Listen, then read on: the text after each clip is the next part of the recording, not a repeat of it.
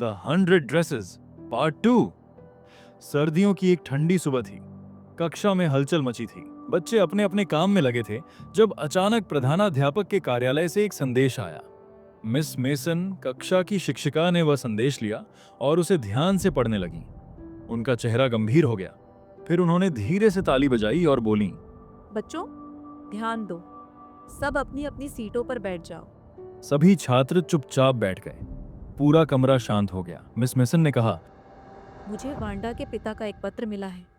मैं इसे तुम सबको पढ़कर सुनाना चाहती हूँ। उन्होंने पत्र पढ़ा। प्रिय शिक्षिका, मेरी वांडा अब इस स्कूल नहीं आएगी। जैक भी नहीं। हम बड़े शहर जा रहे हैं। अब कोई हमारा मजाक नहीं उड़ाएगा।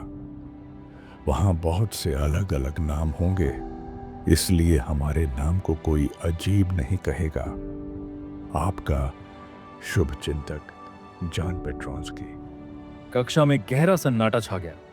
कुछ बच्चों ने सिर झुका लिया तो कुछ एक दूसरे की ओर देखने लगे। मिस मेसन ने चश्मा उतारा, उसे अपने रूमाल से साफ किया और फिर बोली, मुझे विश्वास है कि कक्षा 13 के किसी भी छात्र ने जानबूझकर वांडा का मजाक नहीं उड़ाया होगा। शायद यह सब अनजाने में हुआ होगा, लेकिन यह बहुत दुखद है। मैं चाहती हूँ कि तुम सब इस बारे में सोचो। मैडी अपनी किताबों में देखने का नाटक कर रही थी, लेकिन उसका मन कहीं और था। उसे बहुत बुरा लग रहा था।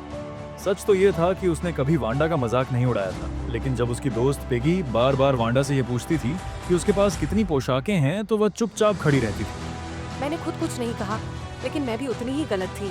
उसने सोचा, अगर वह वांडा से मिल पाती तो क्या वह उसे बता सकती थी कि वह उसका मजाक उड़ाना नहीं चाहती थी।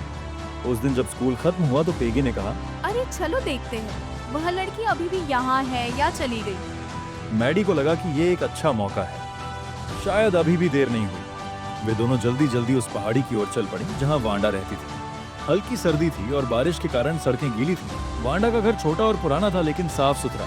ये बिल्कुल उसकी एकमात्र नीली सूती पोशाक की तरह था, पुराना लेकिन साफ। पेगी ने दरवाजा खटखटाया, कोई जवाब नहीं मिला। वे पीछे के दरवाजे की ओर गईं, लेकिन वहां भी कोई नहीं था। घर पूरी तरह खाली था। वांडा जा चुकी थी।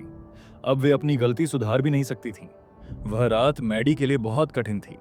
वह बिस्तर पर पड़ी सोचती रही, अगर उसने पेगी को रोकने की कोशिश की होती तो, अगर उसने वांडा से दोस्ती करने की कोशिश की होती तो।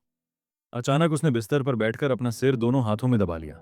अब मैं कभी चुप नहीं रहूंगी। अगर मैं किसी को किसी और का मजाक उड़ाते हुए देखूंगी तो मैं जरूर बोलूंगी। कुछ हफ्ते बीत गए। मैडी और पेगी ने वांडा को एक पत्र लिखा था, लेकिन कोई जवाब नहीं आया। फिर एक दिन स्कूल में क्रिसमस की छुट्टियों से पहले मिस मेसन ने फिर से एक पत्र पढ़ा। प्रिय शिक्षिका, कृपया लड़कियों से कहें कि वे सारी पोशाकें रख सकती हैं।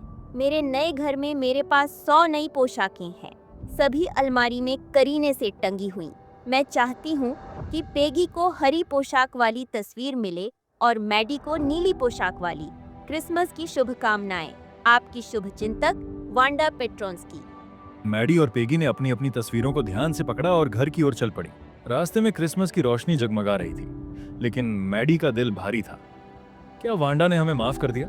उसने सोचा। जब वह घर पहुंची तो उसने अपनी ड्राइंग दीवार पर टांग दी। अचानक उसे एहसास हुआ, वांडा ने जिस लड़की का चेहरा नीली पोशाक की तस्वीर में बनाया था, वह और कोई नहीं बल्कि वही थी। वह दौड़कर पेगी के घर गई और उससे उसकी तस्वीर देखने को कहा। पेगी, देखो ये तुम हो।